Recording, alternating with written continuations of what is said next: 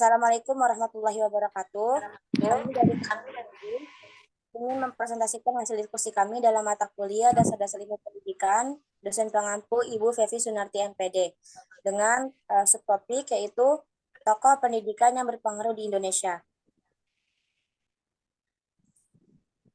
Saya tidak sendiri. Dalam anggota kelompok 7 ada saya, Nindya Nisa Putri dengan NIM 2200633 dan rekan saya Mutia. Saya Mutia Khaira dengan NIM 2200689.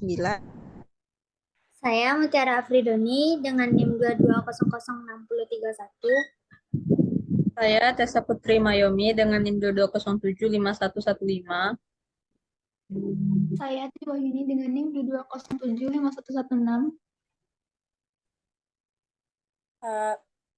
Dalam diskusi kali ini kami akan mengangkat beberapa subtopik. 1. Tokoh pendidikan yang berpengaruh di Indonesia, yaitu Ki Hajar Dewantara. 2. Kiai Haji Ahmad Dahlan. 3. Muhammad Syafi'i. Dan yang keempat, Rahmah El Yunusiyah. Next. Untuk materi perjalanan hidup Ki Hajar Dewantara akan saya bacakan sendiri. Ki Hajar Dewantara lahir dengan nama asli Raden Mas Suwardi Suryaningrat.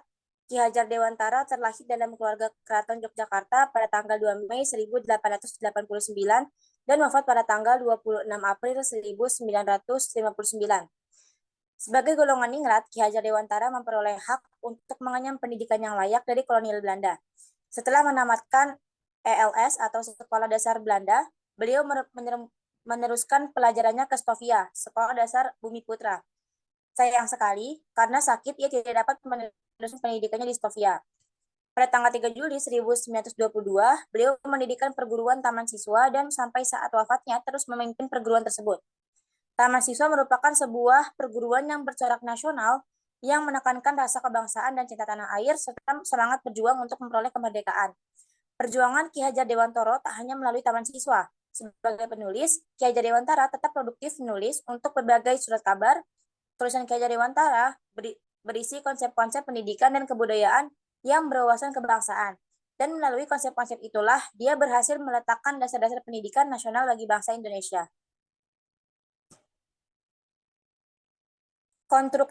Konstruktivisme dalam pemikiran Ki Hajar Dewantara.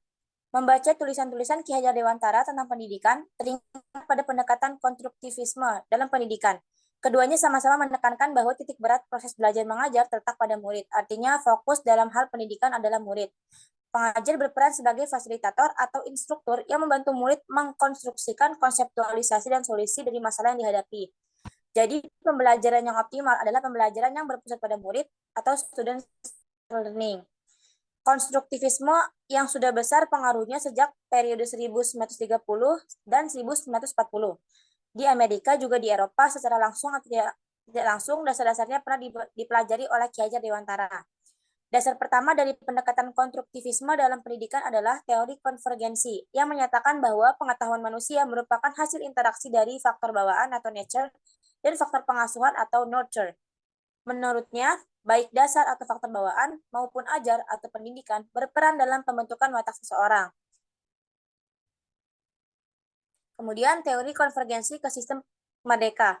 Dalam penerapannya di bidang pendidikan oleh Ki Hajar, teori konvergensi diturunkan menjadi sistem pendidikan yang memerdekakan siswa atau yang disebutnya dengan sistem merdeka.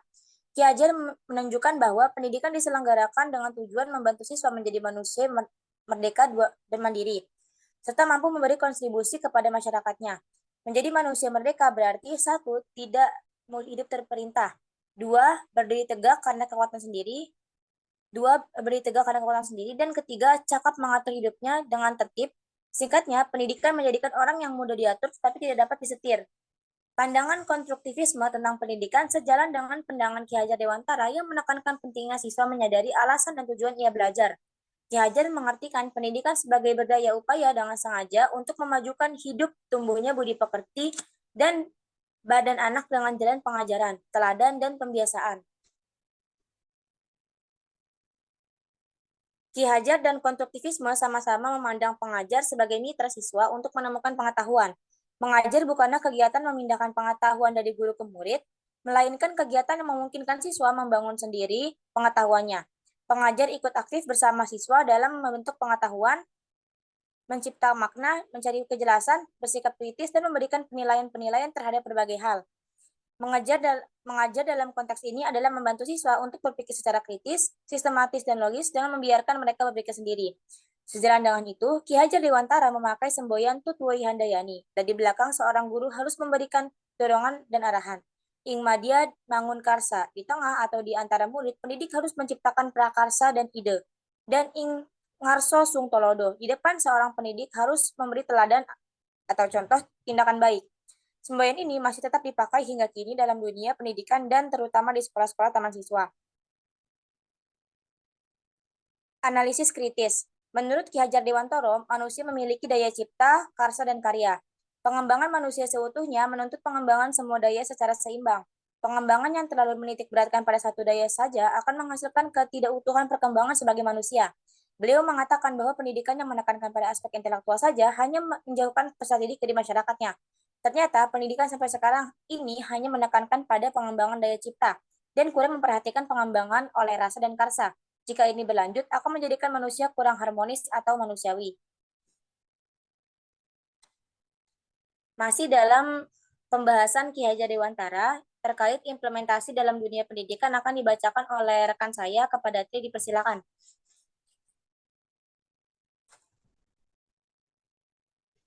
Implementasi dalam dunia pendidikan.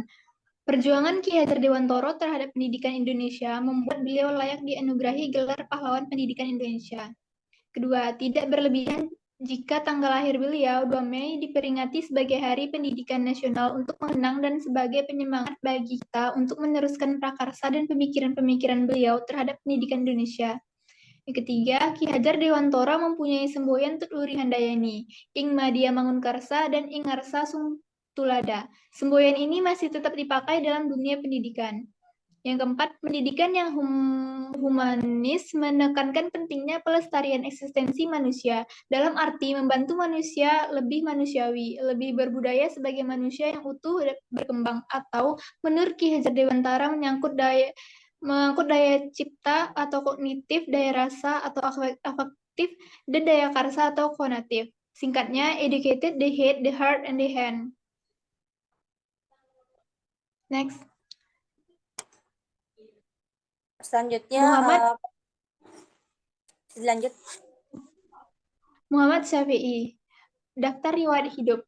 Muhammad Syafi'i lahir tahun 1893 di Ketapang atau Kalimantan Barat dan diangkat jadi anak oleh Ibrahim Marah Sultan dan ibunya Andung Khalijah. Kemudian dibawa pindah ke Sumatera Barat dan menetap di Bukit Tinggi. Marah Sultan adalah seorang pendidik dan intelektual ternama. Dia sudah mengajar di berbagai daerah di Nusantara. Pindah ke Batavia pada tahun 1912 dan di sini aktif dalam kegiatan penertiban dan Indische Partisi.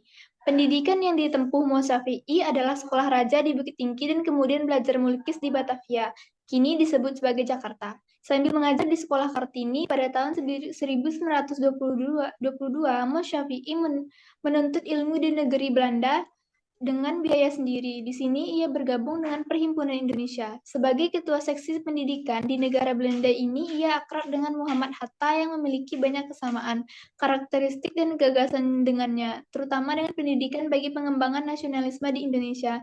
Dia berpendapat bahwa agar gerakan nasionalis dapat berhasil dalam menentang penjajahan Belanda, maka pendidikan rakyat haruslah diperluas dan diperdalam.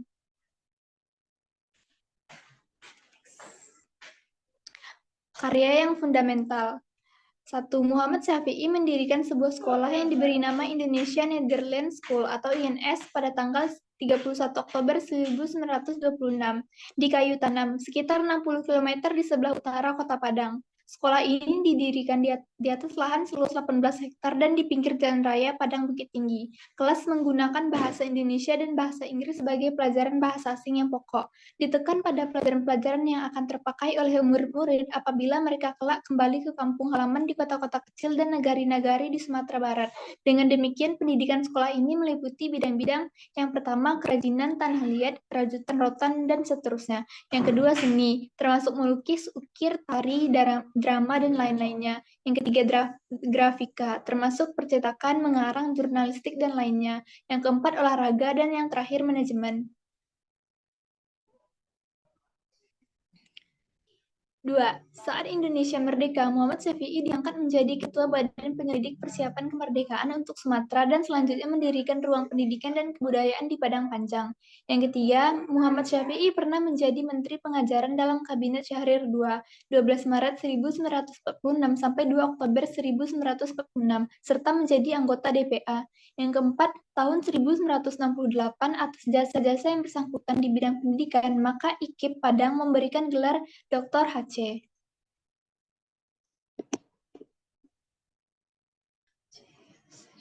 Selanjutnya masih membahas terkait Muhammad Syafi'i, yaitu terkait filsafat pendidikan yang dikemukakan oleh Muhammad Syafi'i akan dibacakan oleh rekan saya, Mutia Khaira. Kepada Mutia Khaira dipersilakan.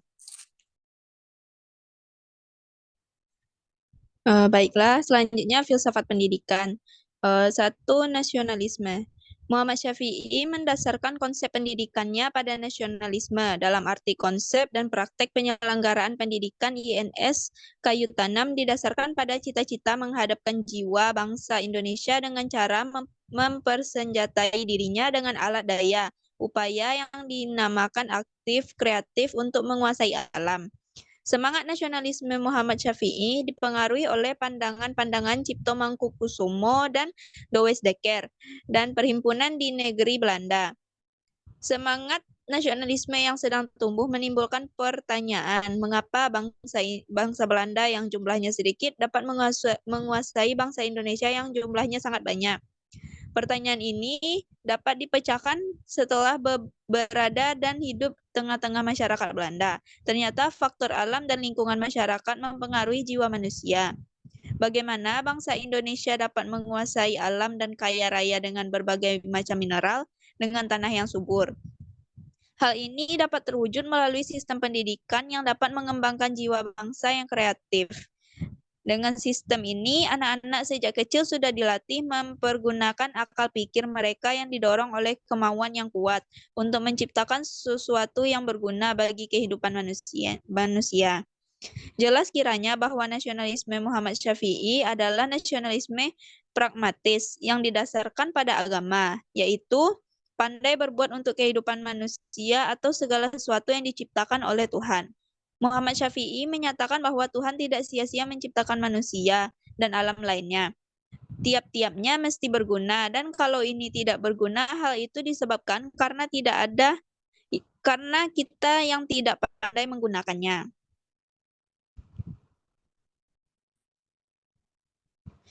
2. Developmentalisme.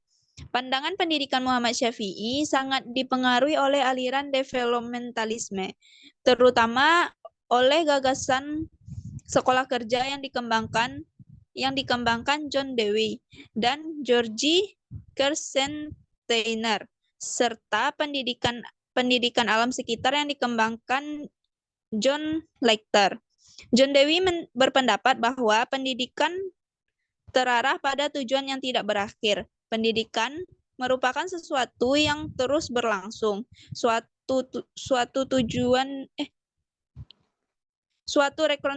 rekonstruksi pengalaman yang terus bertambah. Tujuan pendidikan sebagaimana adanya terkandung dalam proses pendidikan dan seperti cakrawala. Tujuan pendidikan yang dibayangkan ada sebelum terjadinya proses pendidikan ternyata tidak pernah dicapai, yang seperti cakrawala yang tidak pernah terjangkau. Oleh karena itu, seperti yang dinyatakan oleh John Dewey, rekonstruksi pengalaman kita harus diarahkan pada mencapai efektivitas sosial. Dengan demikian, pendidikan harus merupakan proses sosial. Sekolah yang baik harus aktif dan dinamis. Dengan demikian, anak belajar melalui pengalaman dalam hubungan dengan orang lain. Sehubungan dengan hal ini, John Dewey menyatakan bahwa pendidikan anak adalah hidup itu sendiri. Di sini pertumbuhannya terus bertambah. Setiap pencapaian perkembangan menjadi batu loncatan bagi perkembangan selanjutnya. Oleh karena itu, proses pendidikan merupakan salah satu bentuk penyesuaian diri yang terus-menerus berlangsung.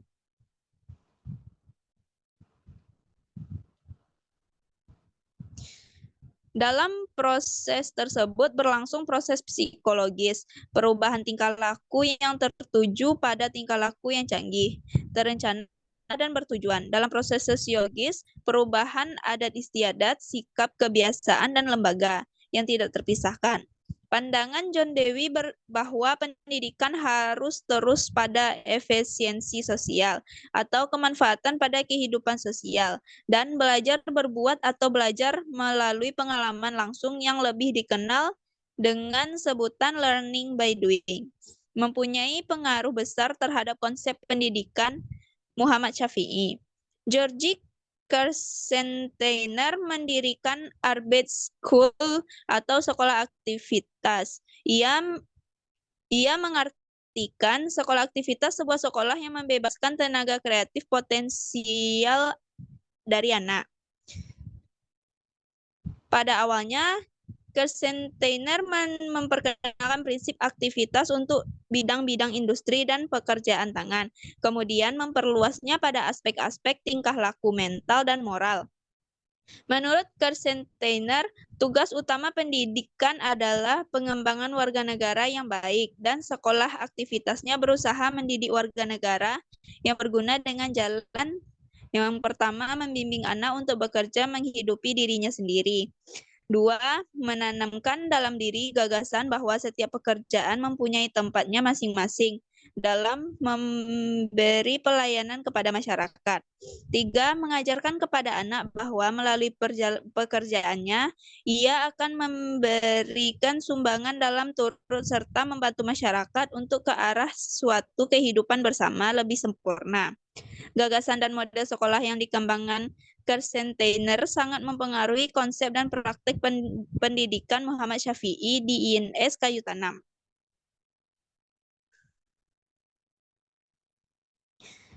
D. Teori pendidikan. Terima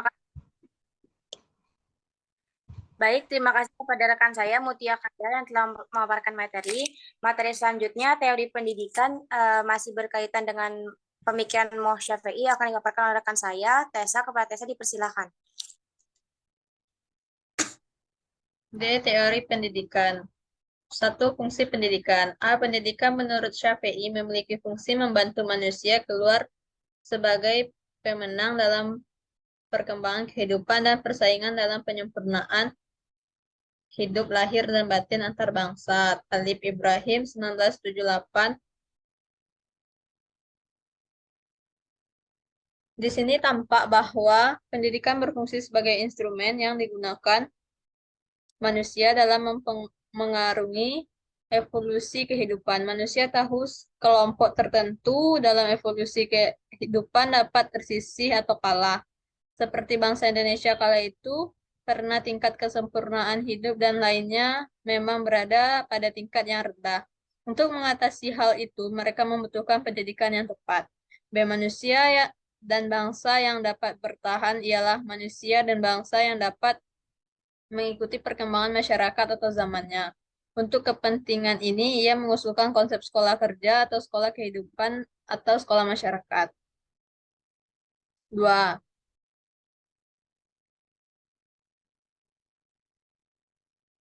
Tujuan personal pendidikan. Tujuan pendidikan dan pengajaran adalah membentuk secara terus-menerus kesempurnaan lahir dan batin anak agar anak dapat mengikuti perkembangan masyarakat yang selalu mengalami perubahan atau kemajuan. Kesempurnaan lahir dan batin ini ditafsirkan perlainan antar bangsa yang satu dengan bangsa yang lainnya, antar kelompok masyarakat yang satu dengan yang lainnya. Namun demikian, setiap bangsa atau masyarakat ingin keluar sebagai pemenang dalam perlombaan yang maha seru antara mereka dalam penyempurnaan hidup lahir dan batin. B. Pemikiran Syafi'i di atas menyarankan kesempurnaan lahir dan batin yang harus selalu diperbaharui. Hal ini terungkap dalam pemikiran Jerepes, seperti yang dikutip oleh Syafi'i bahwa lapangan pendidikan mesti berubah menurut zamannya.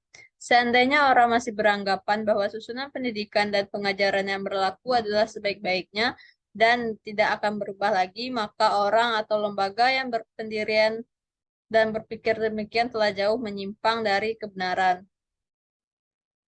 C. Manusia yang sempurna lahir dan batin atau aktif kreatif itu apa saja unsur-unsur atau aspek-aspeknya. Ia menyatakan bahwa yaitu jiwa dan hati yang terlatih dan otak yang berisi pengetahuan.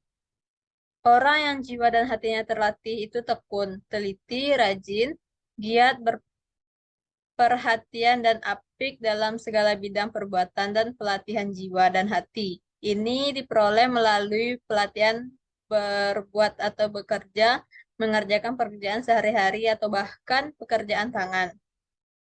Bahkan untuk pengisian otak pun, pelajaran pekerjaan tangan dapat turut dimanfaatkan. Demikianlah berdasarkan uraian di atas tujuan personal pendidikan menurut Syafi'i dapat dideskripsikan dengan ringkas sebagai berikut. Manusia yang sempurna lahir dan batin karena jiwa dan hatinya terlatih dan otaknya berisi konsep ilmu hingga ia berbuat aktif kreatif dalam menghadapi lingkungannya. C. Kurikulum. Satu kurikulum yang dikembangkan oleh Muhammad Syafi'i merupakan kurikulum untuk pendidikan dasar. Meskipun demikian, untuk tahun-tahun awal sekolah dasar, ia menghendaki kurikulumnya berupa pendidikan prasekolah. Contohnya kegiatan bermain-main dengan pasir, kertas, dan lain-lain. Mendapat perhatian istimewa. Dengan demikian, dari segi ini, kurikulum pendidikan dasar. Beberapa mata pelajaran dibahas Syafi'i secara khusus yaitu bahasa ibu, menggambar, membersihkan sekolah dan kelas, berkebun, dan bermain-main. D. Metode pendidikan.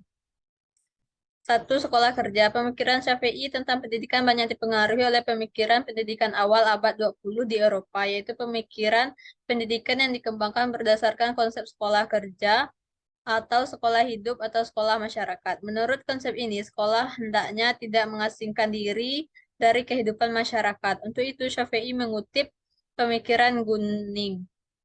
Sebagian sekolah karena kesalahannya sendiri dan ada pula sebagian yang tidak salah. Telah mengasingkan diri dari kehidupan sejati dan telah membentuk dunianya sendiri.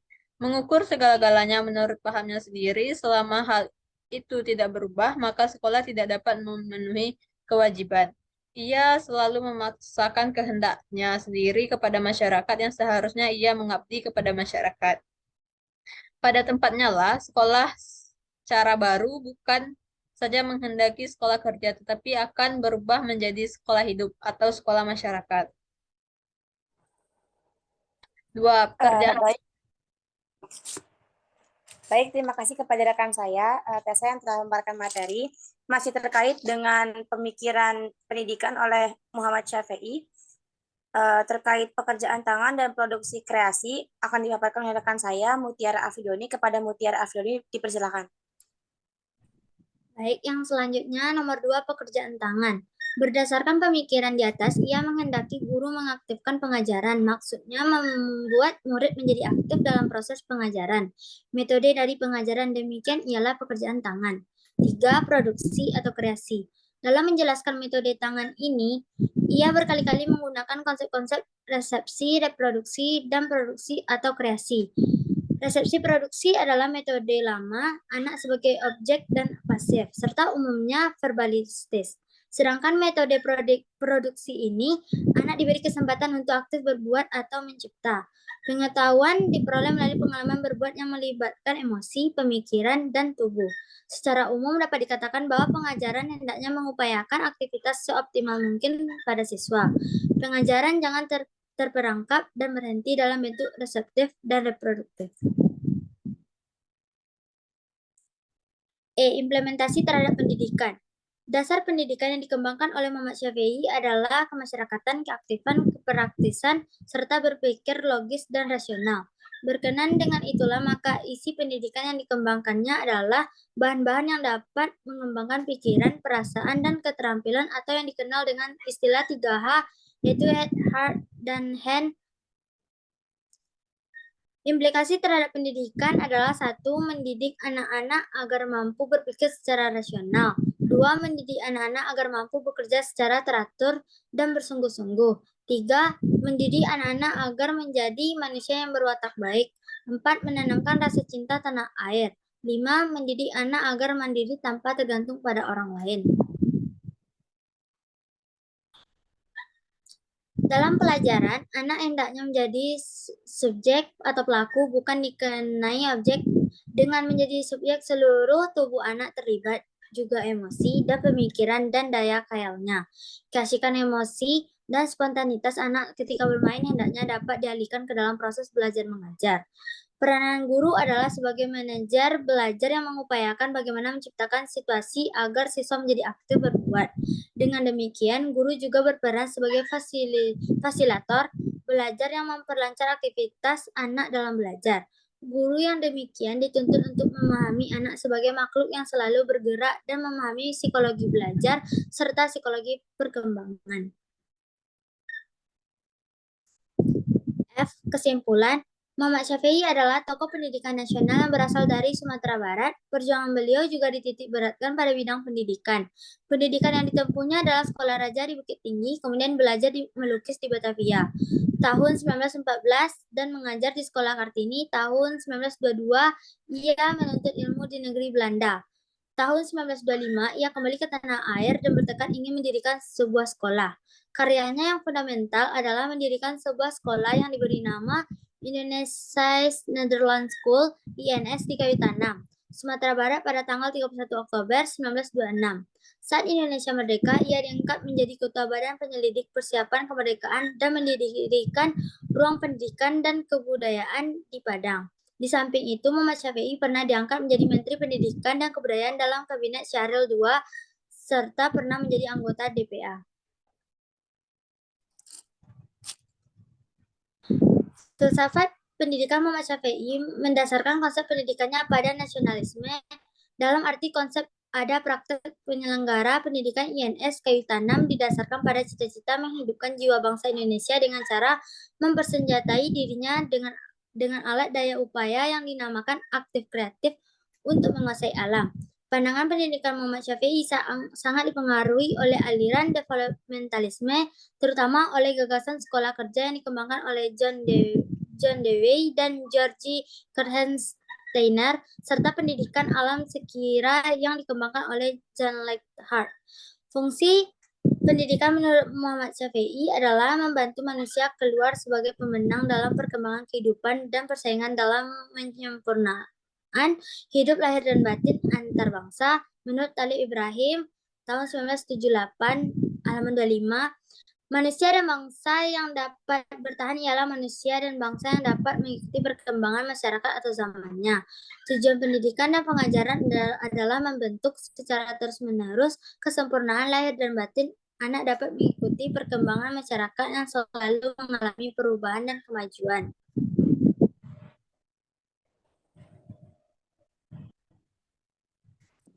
Kurikulum yang dikembangkan adalah kurikulum pendidikan dasar dan beberapa mata pelajaran yang khusus. Sedangkan metode pendidikannya adalah sekolah kerja, pekerjaan tangan, dan produksi kreasi. Dasar pendidikan yang dikembangkannya adalah kemasyarakatan, keaktifan, kepraktisan, serta berpikir logis dan rasional. Mendidik anak agar mampu bekerja secara teratur dan bersungguh-sungguh. Menjadi anak yang berwatak baik dan mandiri. Dalam anak diperlakukan sebagai subjek bukan objek. Guru berperan sebagai manajer belajar menciptakan situasi agar siswa aktif Baik, terima kasih kepada rekan saya Mutiara Afidoni yang telah memaparkan materi terkait tokoh pendidikan Muhammad Syafi'i. Materi selanjutnya, tokoh pendidikan Rahmah El Yunusiah yang akan saya paparkan sendiri. Next, test. Biografi Rahmah El Yunusiah. Rahmah El Yunusiah dilahirkan pada tanggal 26 Oktober 1900 atau 1 Rajab 1318 Hijriah di Padang Panjang, Sumatera Barat. Ia merupakan putri bungsu dari keluarga Syekh M. Yunus dengan Rafi'ah. Ia dilahirkan dari keluarga yang berlatar belakang pendidikan agama yang kuat. Bahkan bukan saja berpendidikan, keluarganya adalah tokoh-tokoh pendidikan dan masyarakat. Ayahnya Syekh M. Yunus adalah seorang ulama dan pernah menjabat qadi di Pandai Sike, Padang Panjang. Sedangkan kakeknya Imanuddin, seorang ahli ilmu falak dan pemimpin tarekat Naqsabandiyah. Rahmah El Yunusiah mempunyai 5 orang saudara.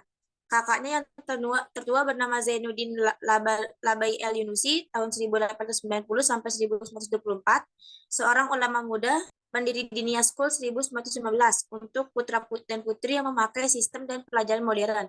Dialah yang membuka mata pandangan Rahma El-Yunusiah.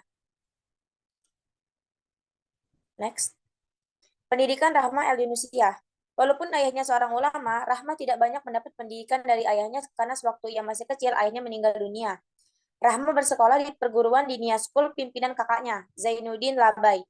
Di samping itu, pada sore hari, ia belajar kepada beberapa ulama terkemuka di Padang Panjang.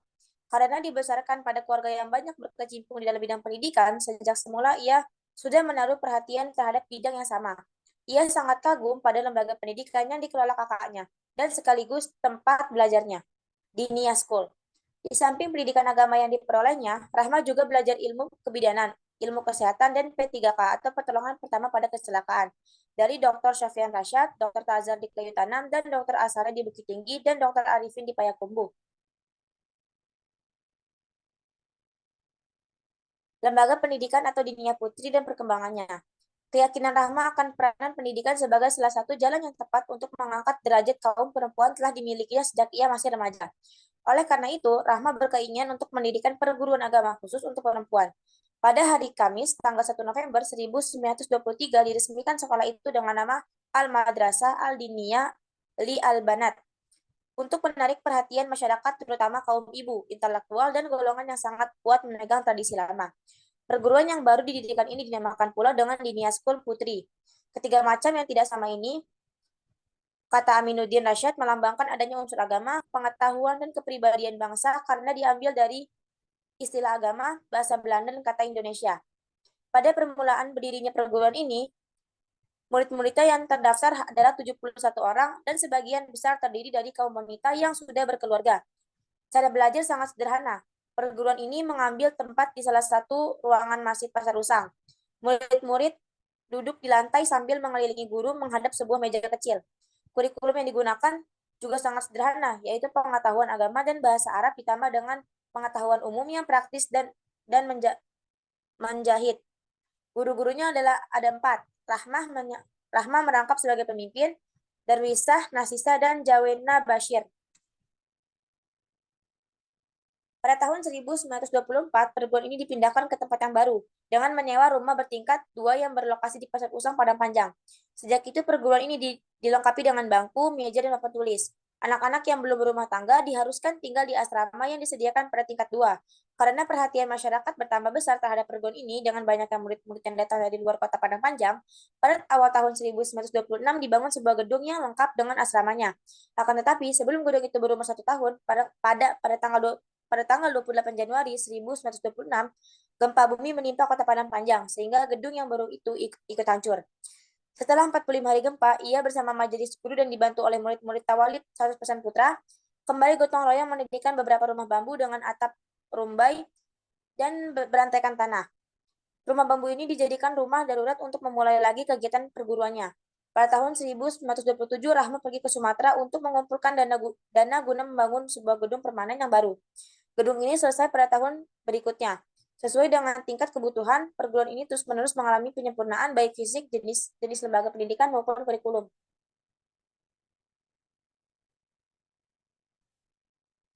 Selanjutnya, untuk materi kurikulum dan sistem pendidikan Dinia Putri, masih terkait dengan perjuangan tokoh pendidikan Rahma El-Yunusiah, akan diperkenalkan saya kepada Tri. Berarti dipersilakan. Kurikulum dan sistem pendidikan Dinia Putri. Sejak berdirinya, perguruan Dinia Putri selalu mempertahankan sistem pendidikan Tritunggal, yaitu kerjasama yang erat antara lingkungan sekolah, asrama, dan rumah tangga atau masyarakat. Dengan sistem pendidikan yang dianut oleh perguruan tinggi ini, terjalinlah kerjasama yang erat antara ketiga macam sistem lingkungan untuk mencapai tujuan sesuai dengan yang telah digariskan. Ini berarti bahwa pendidikan yang diberikan secara formal di pagi hari dipraktikkan di asrama secara informal di bawah asuhan dan bimbingan ibu asrama dan guru-guru pengasuh yang seluruhnya adalah guru-guru wanita. Kemudian, semua materi pendidikan yang pernah diterima oleh pelajar selama mereka berada di perguruan ini dipraktikkan di lingkungan keluarga dan masyarakat sekitarnya di bawah pengasuhan orang tuanya. Lembaga pendidikan di lingkungan perguruan Diniyah Putri terdiri dari 4 jenis, yaitu yang A, Diniyah Putri Menengah Pertama, lama pendidikan 4 tahun. Perguruan ini menampung murid-murid tamatan sekolah dasar atau SD atau sederajat. Yang B, Perguruan Diniyah Putri Menengah Pertama atau DMP, lama pendidikan 2 tahun dan menerima murid-murid tamatan SLTP atau sekolah lanjutan tingkat pertama atau sederajat. Yang C, Kuliah Al-Muallimat Al-Islamiyah atau KMI, lama pendidikan 3 tahun dan menampung murid-murid tamatan DMP bagian B dan C atau dari perguruan agama tinggi, menengah atau sanawiyah. Yang D, Fakultas Dirosah Islamiyah, perguruan tinggi Diniyah Putri, lama pendidikannya 3 tahun untuk mendapatkan ijazah tingkat sarjana muda setingkat dengan Fakultas Usuluddin lain. Status fakultas diakui dengan SK Menteri Agama Nomor 117 Tahun 1969. Tantangan Rahmat dalam mewujudkan cita-citanya. Untuk mewujudkan cita-citanya dalam bidang pendidikan, banyak sekali tantangan yang dihadapi Rahmat pada waktu sekolah itu didirikan. Masyarakat yang masih berpegang teguh dengan tradisi lama selalu melancarkan kritik dan cemoohan terhadapnya. Kata-kata seperti, mana pula orang perempuan akan mengajar, akan jadi guru, menjepit-jepit buku, membuang-buang waktu, akhirnya akan ke dapur juga. Lebih baik dari kini ke dapur. Sering dilontarkan kepadanya, tetapi berkat keyakinan yang mantap dan berpegang teguh kepada janji Allah dalam Al-Quran Surat Al-Muhammad ayat 7, hai orang-orang mukmin, jika kamu menolong agama Allah, niscaya Dia akan menolongmu dan meneguhkan kedudukanmu. Ia melangkah maju, menghadapi segala tantangan dan rintangan. Ayat di atas selalu ia jadikan pegangan, baik pada masa penjajahan Belanda, Jepang maupun masa kemerdekaan. Perhatian luar negeri terhadap pola pendidikan Diniyah Putri. Perhatian luar negeri terhadap pola pendidikan Diniyah Putri selain dari Malaysia dan Singapura juga negara-negara Timur Tengah.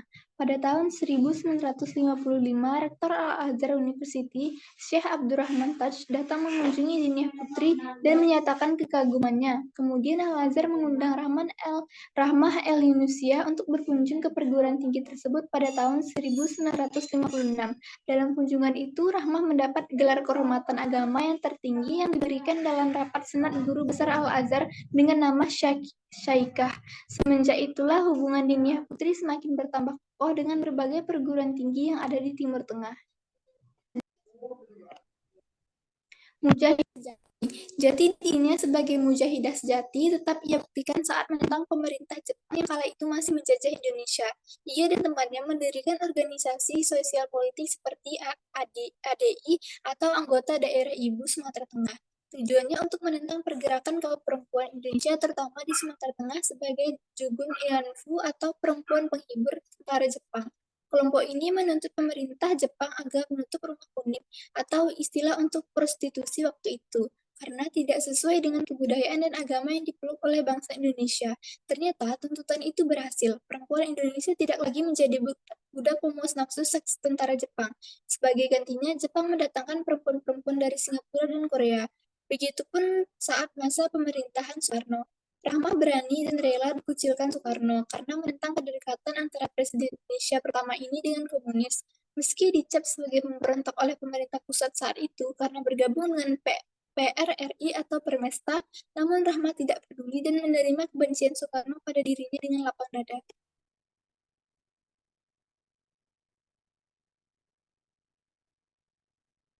Tidak cukup berhenti sampai di situ, pada tanggal 12 Oktober 1945, Rahmat mempelopori berdirinya TKR, atau Tentara Keamanan Rakyat, yang anggotanya berasal dari Yugun Koen Kai atau Laskar Rakyat. Dapur asrama dan harta miliknya direlakan untuk pembinaan TKR yang rata-rata masih muda usianya. Ia tidak hanya terikat dengan BKR, TKR, TRI, atau kemudian berubah menjadi TNI, tetapi juga mengayomi barisan pejuang yang dibentuk organisasi Islam seperti Laskar Sabilillah, Laskar Hizbullah, dan lain-lainnya. Karena sifatnya yang mengayomi, pemuda-pemuda pejuang kemerdekaan menyebutnya sebagai bundo kanduang dari barisan perjuangan. Pada tahun 1952 sampai 1954, Rahmat menjadi anggota Dewan Pimpinan Pusat Masyumi di Jakarta dan terpilih sebagai anggota Dewan Perwakilan Rakyat sementara untuk periode tahun 1955 sampai 1958. Rahma menghembuskan nafas terakhirnya pada malam Idul Adha, tanggal 26 Februari 1969. Setidaknya ia telah memberikan kita, kaum perempuan, banyak pelajaran, bahwa menjadi pejuang, menjadi seorang mujahidah tidak perlu sampai mengabaikan kewajiban kita sebagai ibu dan wanita. Cukuplah Khadijah, Aisyah, Kansa, dan Rahmah El-Yunusiyah sebagai contoh kita bahwa betapa mulianya tugas kita di hadapannya. Meninggal. Pada tahun 1961, Rahma kembali memimpin perguruannya setelah 3 tahun ditinggalkannya sejak pecahnya pergolakan PRRI. Pada 1964, Rahma menjalani operasi tumor payudara di Rumah Sakit Priyadi, Medan. Pada Desember 1967, Rahma berkunjung ke Jakarta untuk terakhir dalam rangka pembentukan Dewan Kurator Perguruan Tinggi Dinia Putri. Pada Juli 1968, dengan kondisi fisik yang semakin lemah, Rahma berangkat menuju Kelantan ditemani keponakannya Isnania Soleh, Datin Sakinah alumni Dinia Putri asal Perak yang tinggal di Kelantan bersama suaminya, Datuk Muhammad Asri, yang waktu itu menjabat sebagai Menteri Besar Kelantan, membawa Rahma menemui murid-murid Dinia Putri yang ada di Penang, Perak, Kuala Terenggaru, dan Kuala Lumpur. Namun dalam kunjungannya yang ketiga dan terakhir ke Malaysia itu, ia tidak dapat bicara banyak karena kesehatannya yang menurun. Rahma meninggal mendadak dalam usia 71 tahun dalam keadaan berwudu, hendak sholat maghrib pada 26 Februari 1969. Jenazahnya dimakamkan di pekuburan keluarga yang terletak di samping rumahnya. Sehari sebelum ia wafat, Rahma sempat menemui Gubernur Sumatera Barat saat itu, Harun Zaid, mengharapkan pemerintah memperhatikan sekolahnya. Dalam buku Islam dan Adat Minangkabau, Hamka menyinggung kiprah Rahma di dunia pendidikan dan pembaru Islam di Minangkabau. Dalam sejarah Universitas Al-Azhar, baru Rahmah seoranglah perempuan yang diberi gelar Syekhah. Dalam sejumlah esainya, Aziu Mardi Azra menyebut perkembangan Islam modern dan pergerakan muslimah di Indonesia.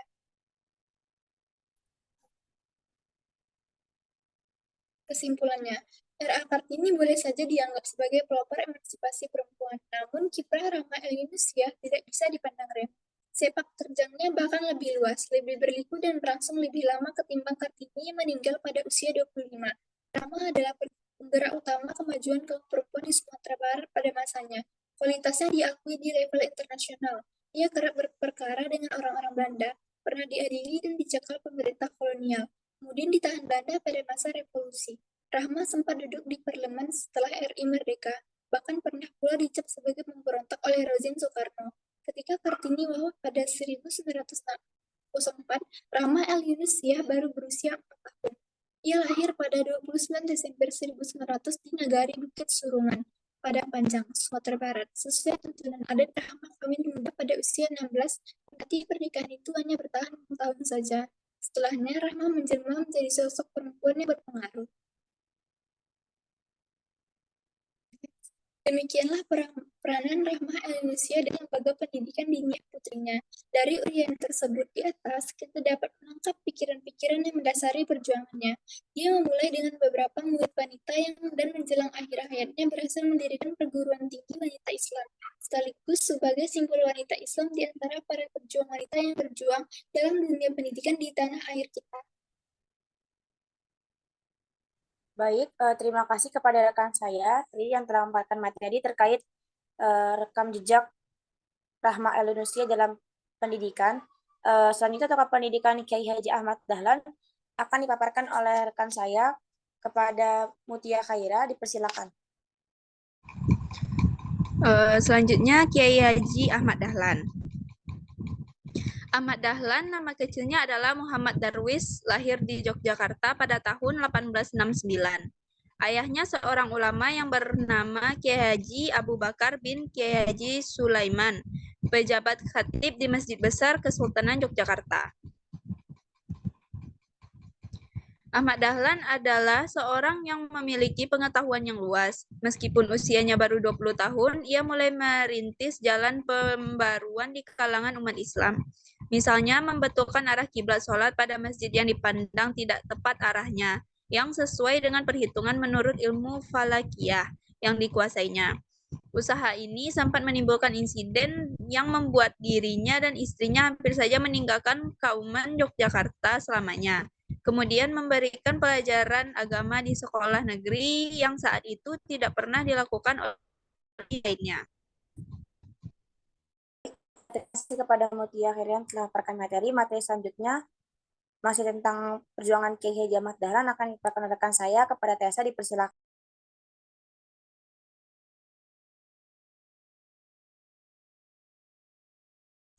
Ahmad Dahlan juga sangat memperhatikan kaum duafa, anak yatim dan fakir miskin agar selalu diperhatikan dan diayomi.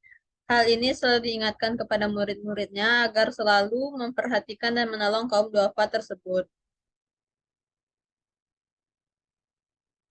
Pernah suatu ketika beliau memberikan pelajaran kepada murid-muridnya tentang surat Al-Ma'un, namun surat Al-Ma'un ini selalu beliau ulang-ulang dalam setiap pertemuan pengajian sehingga menimbulkan protes dari murid-muridnya. Setelah dijelaskan lalu setelah pengajian selesai dan murid-muridnya masing-masing membawa anak yatim dan disantuni secukupnya. Ahmad Dahlan juga merupakan tokoh pendiri organisasi Muhammadiyah pada tahun 1912 di Yogyakarta.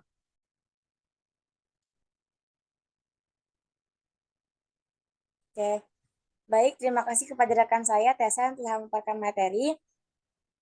Baik, sekian hasil diskusi dari kelompok kami. Kurang lebihnya mohon maaf. Wassalamualaikum warahmatullahi wabarakatuh.